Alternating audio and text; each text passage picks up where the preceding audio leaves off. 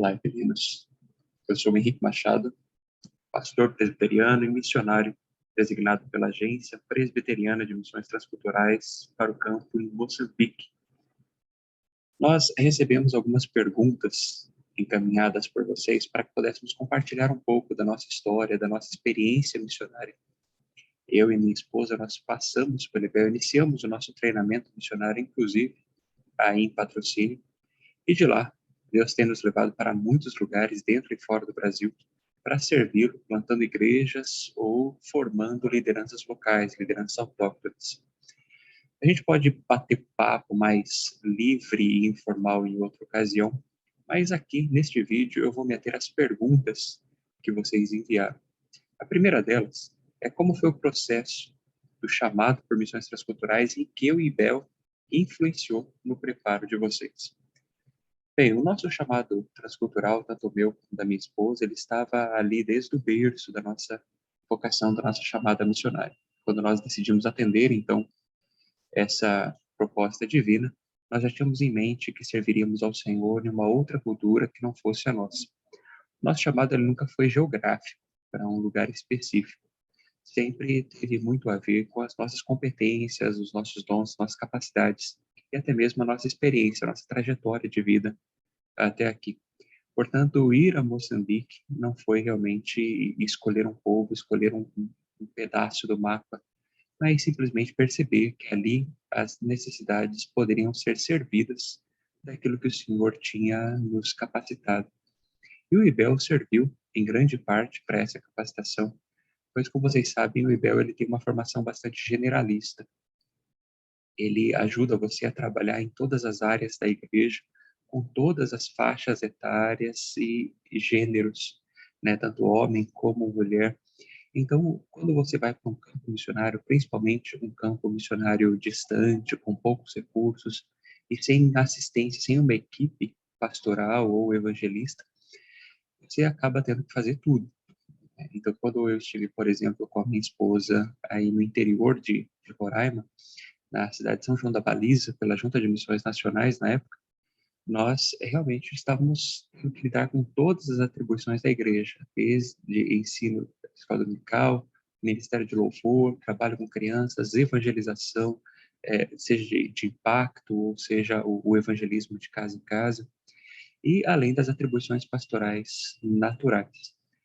Então, o IBEL, essa era a única formação que nós tínhamos na ocasião, ele acabou suprindo muitas dessas necessidades, nos permitindo transitar de uma área a outra do ministério missionário sem grandes dificuldades. É claro que essas ferramentas elas são sempre insuficientes, a gente precisa sempre aprimorá-las e desenvolvê-las mais. E por isso a ida ao seminário acabou se tornando necessária posteriormente. A segunda pergunta é: como vocês acham que a parte recreativa pode auxiliar na propagação do evangelho? Bem, nem todas as pessoas têm a real percepção de que carecem de Jesus Cristo. Para elas, os seus problemas são de várias naturezas diferentes, menos espirituais. A recreação pode ser uma das formas pelas quais as pessoas se desarmam. A gente abre elas para um relacionamento conosco e, através desse relacionamento, a gente apresenta o Evangelho e leva-as até Jesus Cristo. A recreação pode servir, por exemplo, como uma porta, uma criação de vínculos para com as pessoas que são hostis ou indiferentes ao Evangelho. E através das brincadeiras, dos programas lúdicos, nós podemos então nos aproximar delas sem, sem grandes barreiras, sem grandes resistências. Eu creio que a recreação serve como uma facilitadora do trabalho missionário em muitas ocasiões. A terceira pergunta é: qual a brincadeira que vocês acharam mais exótica ou diferente em Angola e em Moçambique? Essa é realmente uma pergunta bastante difícil de ser respondida, porque nós, como adultos, nós não temos muito acesso às crianças. Culturalmente, adultos e crianças não partilham do mesmo espaço. As crianças moçambicanas, elas são, embora sejam crianças, né, como em toda parte do mundo, elas desenvolvem responsabilidades adultas muito cedo. Então, desde pequena, elas são responsáveis pela educação e pela criação dos irmãos menores. E quando eu falo pequenas, eu digo com 4, 5 anos. E pouco tempo depois disso, ou até mesmo com essa idade, algumas delas já começam a ir para o trabalho no campo com os pais. Portanto, não sobra muito espaço para ter muitas brincadeiras. É claro que elas têm, né? Isso é natural da infância em todo lugar, mas isso é muito restrito, muito longe dos olhos dos adultos, por assim dizer. Então, infelizmente, essa não é uma pergunta que eu possa responder com propriedade, para eu saber qual brincadeira mais exótica que eles, da qual eles participam ali, tanto no contexto angolano como também no contexto moçambicano. Talvez, quando vocês entrevistarem os meus filhos, eles possam responder isso com mais propriedade. Agora, a pergunta é como vocês veem a cosmovisão da cultura de Moçambique e, consequentemente, como fazem para ter um relacionamento que possibilita de eles verem e ouvirem o verdadeiro evangelho pela igreja? Bem, a cosmovisão moçambicana, ela é bastante diferente da nossa, muito diferente da nossa mesmo. Eles não fazem, por exemplo, uma separação de esferas entre sagrado e profano, como a gente faz. Para eles, a religiosidade, ela permeia todas as áreas da vida. Tudo que acontece, mesmo na esfera que nós chamamos de física, perda de emprego, uma doença, tem uma perspectiva imaterial, tem uma participação espiritual nos eventos, seja para o bem ou seja para o mal. Então, nós temos que tomar bastante cuidado com relação a isso, para lembrarmos sempre de trabalhar em todas as áreas de maneira integrada, que acredito que seja de fato a perspectiva bíblica. Nesse sentido, eu creio que os moçambicanos estão muito mais perto do contexto bíblico do que nós ocidentais. Mas ainda assim é uma barreira para nós termos que superar. Isso facilita bastante a proximidade, porque eles veem o missionário, o pastor, como alguém que integra essas realidades, como alguém que trabalha tanto no mundo físico como no espiritual, sem fazer uma distinção, um trânsito diferente entre ambos. Portanto, mesmo que eles não sejam cristãos, né, tem metade do país é muçulmano e quase 100% é o que a gente chamava de animista, né, praticante da religião tradicional africana. Mesmo nesses casos, o pastor ele é muito bem recebido, o missionário ele é muito bem recebido, porque eles têm aquela ideia do homem santo, né? Isso, de certa forma, permite uma maior proximidade inicial. O ruim é que isso impede um relacionamento mais profundo, porque eles acabam criando um vínculo com a gente de maneira muito utilitária, como é na religião tradicional africana. Você só procura o feiticeiro, a pessoa, o holy man, apenas quando você precisa de alguma coisa. Você está doente, você precisa ganhar dinheiro, você quer ter uma boa colheita. Você não cria um relacionamento de amizade, por exemplo, com o feiticeiro. Portanto, a gente, quando é entendido nessa mesma categoria de alguém que permeia sagrado e profano, né, na mesma pessoa, isso pode acabar causando o mesmo tipo de relação. As pessoas são muito simpáticas, muito receptivas, mas na construção de uma amizade verdadeira, nós temos que caminhar um pouquinho mais, porque às vezes elas estão recebendo apenas aquilo que a gente pode oferecer, aquilo que a gente simboliza que oferece, né? Essa bênção, essa benesse espiritual, mas não realmente um contato com a pessoa do pastor, mas sim com a figura daquilo que ele representa. Então, nesse sentido, construir relacionamentos a partir dessa cosmovisão moçambicana é bem complicado para um missionário, para um pastor estrangeiro. É necessário um investimento bem profundo, não é coisa que se constrói em pouco tempo.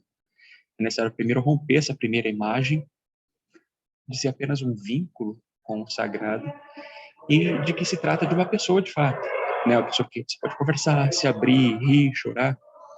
Então, nesse sentido, nós temos encontrado bastante barreira, né, no contexto moçambicano. Nós somos bem recebidos em todo lugar, mas quando chega na fase de construir uma amizade verdadeira, nós temos que lidar com essa barreira que, infelizmente, não é pequena. A quinta pergunta é se nós já tivemos dúvidas se era para estarmos ou não em um determinado campo missionário e como o missionário deveria agir caso ele viesse essa dúvida. Olha, essa é uma questão muito comum a todo missionário. Todo missionário, em algum momento, vai lidar com essa dúvida e possivelmente mais de uma vez, no mesmo campo, inclusive.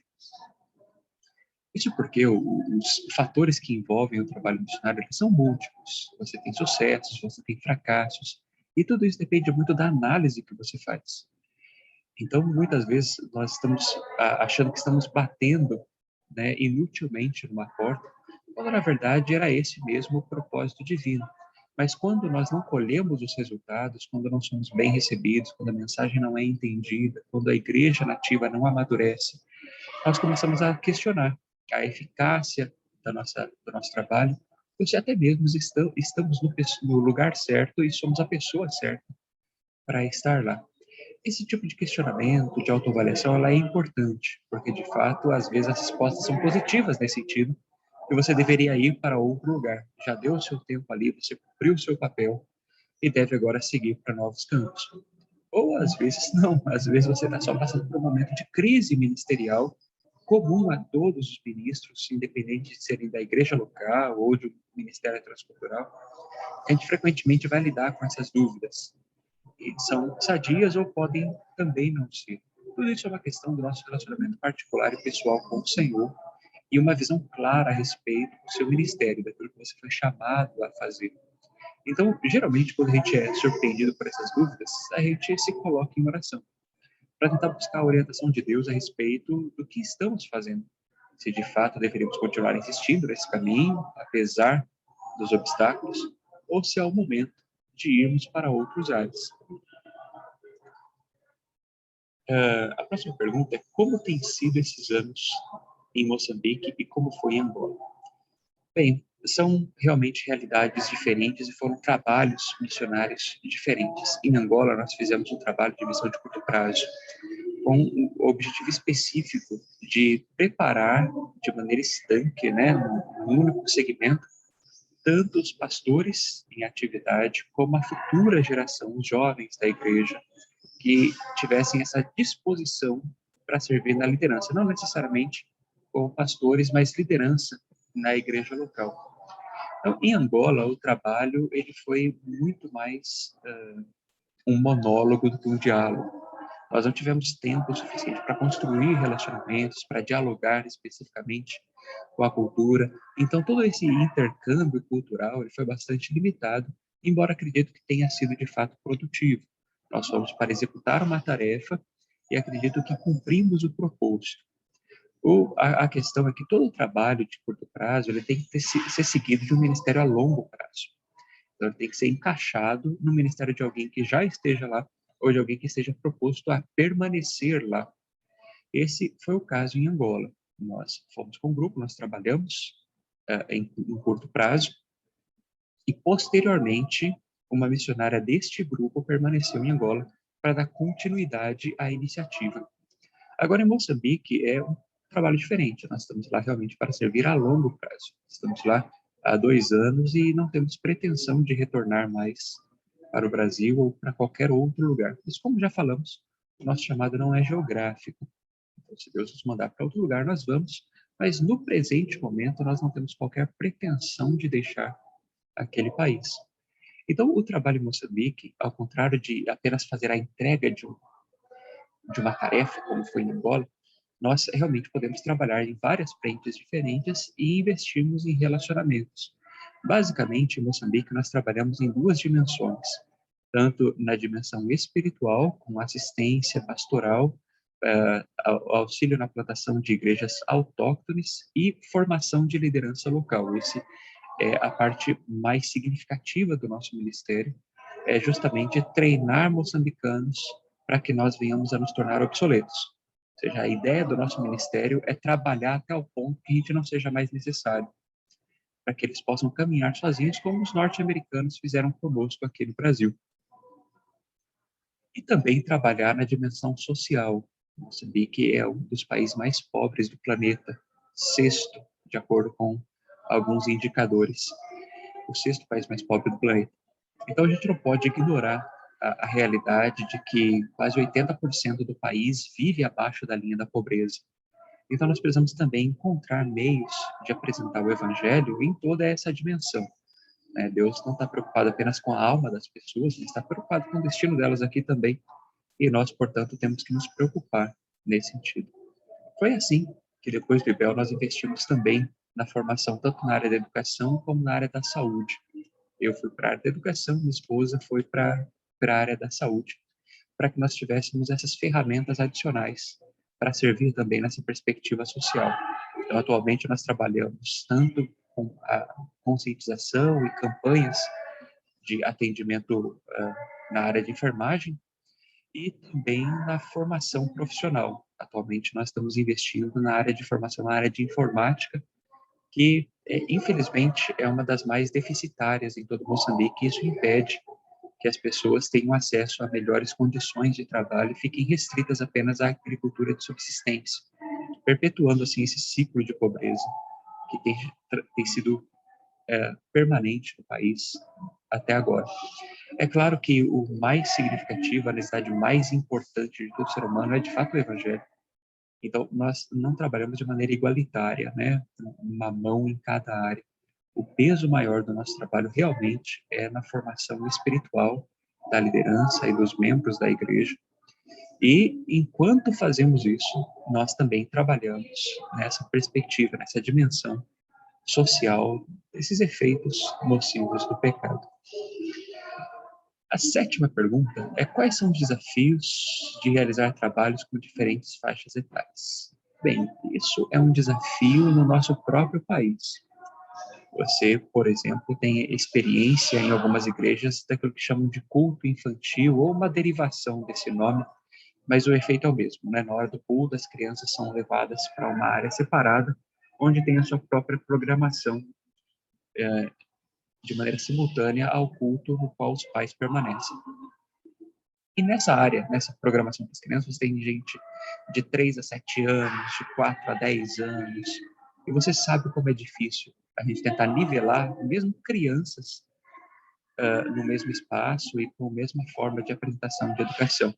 Quando a gente vai para outra cultura, esses problemas são multiplicados de maneira exponencial, porque além das diferentes faixas etárias, você tem valores culturais diferentes, você tem padrões de comportamentos diferentes, e até mesmo o conceito do que seja criança e adolescência, né? Criança e juventude.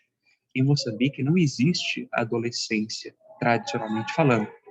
Aos 12 ou 14 anos, a pessoa já passa para a vida adulta, daí os seus ritos de iniciação, e muitas meninas, inclusive, casam com 14 anos. Né? Há até um termo cunhado em Moçambique chamado catorzinha, que é a idade, né, que as meninas podem se casar. Então, você tem que lidar com essas questões constantemente. Há os espaços separados. As crianças não frequentam os mesmos espaços que os adultos. As mulheres não frequentam os mesmos espaços que os homens. Então, você sempre vai trabalhar de maneira segmentada nesse sentido. O problema é que a igreja é um corpo só, ela é um corpo coeso. E, portanto, você não pode dividi-la em pequenas igrejinhas de acordo com o gênero ou a faixa etária. Isso é algo que nós precisamos começar a trabalhar, ou continuar, na verdade, a trabalhar a mentalidade moçambicana, que embora haja justificativas culturais para esse tipo de comportamento, dentro da igreja essas barreiras elas não podem existir. Não pode haver distinção hierárquica, e de fato há em Moçambique, entre homens e mulheres, entre jovens e adultos e crianças. Então, é realmente muito desafiador, não apenas do sentido pedagógico, né, em como você vai instruir pessoas de diferentes faixas etárias, mas também no sentido antropológico e, sobretudo, no sentido teológico, como apresentar essa unidade orgânica da igreja numa cultura que tradicionalmente distingue os seus membros, os seus pares. Bem, a oitava pergunta é: como foi conciliar o chamado do casal? Bem, isso foi realmente muito fácil, porque tanto eu como a Gisele fomos buscar o treinamento, o preparo missionário, já com essa convicção do chamado missionário transcultural. E o fato de termos nos conhecido no IBEL, na mesma classe, com certeza facilitou muito todo o processo. Nós cultivamos uma boa amizade durante o curso e, a partir do final do segundo ano, começamos a namorar e nos casamos assim que concluímos o curso do IBEL. Portanto, a nossa caminhada, ela, como missionário, ela começou basicamente ao mesmo tempo. embora com idades diferentes, né? Eu fui ao IBEL com 21 anos, a Gisele com apenas 17, mas ainda assim a perspectiva, a visão missionária era sempre a mesma em ambos os casos. Então eu creio que isso foi bastante facilitado e, inclusive, facilitador em muitos aspectos, quando os dois pensam de maneira concordemente e caminham juntos na mesma direção. A nona pergunta é: quais foram os desafios, as tentações ou propósitos que dificultaram em seguir com o chamado? Bem, no meu caso, foi realmente abrir mão da vocação que eu tinha escolhido para mim. Desde cedo, eu sempre gostei muito de ciências naturais e acabei fazendo, inclusive, 2 faculdades nessa direção, de biologia e também física. E quando Deus me chamou para o campo missionário e me convenceu, me constrangeu a abrir mão da academia, isso realmente foi fruto de um processo bastante delicado e pesaroso para mim. Eu não queria abrir mão. Eu havia projetado isso para a minha vida. Então, a primeira e talvez a maior tentação que eu tenha enfrentado com relação ao chamado foi realmente abrir mão dos meus planos para aceitar esses planos divinos. Olhando para trás, é claro que eu não me arrependo de maneira alguma. Não consigo me enxergar fazendo nenhuma outra coisa além daquilo que Deus me mandou fazer hoje. Estou completamente satisfeito com essa vocação, com essa carreira, apesar dos muitos sacrifícios que ela exige. Mas o fato é que, no início, para dar esse primeiro passo, eu fui bastante resistente. Eu gostaria de ter a minha vida sob controle. E quando você vai para o campo missionário, realmente, controle é meramente uma ilusão. Você acaba aprendendo que você realmente não controla absolutamente nada. Então, a minha maior dificuldade foi justamente essa, né? De abrir mão dos meus projetos, dos meus planos, para aceitar os planos divinos, que agora eu percebi que são realmente maravilhosos. E a última pergunta é: como definir o que é vida devocional? Se ela se limita à leitura da Bíblia, oração, ou se há algo mais, e qual é a sua importância? Ora, você não pode vender um produto que você não compra.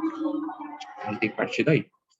Você não pode incentivar as pessoas a ler a Bíblia e orar se você mesmo não faz isso. Então, quando nós olhamos, por exemplo, a carta de Paulo aos Tessalonicenses, no seu primeiro capítulo, ele vai dizer para a gente que a palavra que chegou até lá em Tessalônica não chegou apenas por meio de vocábulos, não chegou apenas por meio da palavra em si, o discurso, mas também poder. Esse poder que o apóstolo Paulo cita não são os milagres em si especificamente, mas sim essa atuação poderosa do Espírito Santo através dele e dos seus companheiros de viagem e missão. E essa é a principal ferramenta de trabalho do missionário, é o Espírito Santo. Se o Espírito Santo não atuar, se o Espírito Santo não abrir corações, se o Espírito Santo não constranger as pessoas, nada acontece. E para que o Espírito Santo possa fluir através de você, é necessário você estar em contato com ele. Simplesmente a palavra de Deus, ela não é mágica, ela não tem poder por si própria. É necessária a intervenção divina para que ela produza frutos. E o missionário, sendo muitas vezes o canal que Deus escolhe para fazer essa ponte entre Deus e o pecador, é importante que ele tenha um contato próximo, um relacionamento íntimo, verdadeiro e sincero com o Senhor. Não é possível exagerar a importância da vida devocional. Quando a gente menospreza a nossa vida de oração, a alimentação diária por meio da palavra, nós vamos esvaziando o nosso tanque espiritual até chegar a um ponto que a gente vai começar a rodar com o tanque vazio e não vai ter nada para dar para as pessoas. A gente vai ser um terreno estéril, infértil. Vamos apenas estar ministrando um discurso, mas esse poder espiritual que advém de uma vida comprometida e piedosa com o Senhor. Note que o que vai fazer diferença realmente no campo missionário não é a sua erudição, embora haja certa importância para ela, mas as pessoas não vão ser convencidas pelo intelecto. As pessoas vão ser convencidas pela fé. A fé é que o missionário precisa não apenas defender, mas também alimentar em si mesmo. Portanto, a vida devocional ela é fundamental para todo cristão, para o missionário ainda mais. E com relação às disciplinas espirituais, a vida devocional ela é bem isso mesmo, né? ela é Bíblia e oração. Não dá para ser original nisso, né? Seria interessante a gente vir com uma sacada fantástica que ninguém havia pensado antes, mas se alguém lhe apresentar algo dessa natureza, provavelmente vai estar bastante errado. Porque nos 2000 anos de cristianismo, são essas duas disciplinas que têm movido a piedade de todos os homens. Portanto, nós não precisamos de mais recursos, mais ferramentas, precisamos apenas resgatar aquelas que nós já temos. Então, leiam a Bíblia e façam uma oração, se quiserem crescer. Muito obrigado por esse tempinho aqui. Nós podemos continuar conversando, discutindo um pouco mais esses temas ou outros em outra ocasião. Mas até lá, a gente pode ficar por aqui. Um grande abraço e que Deus abençoe.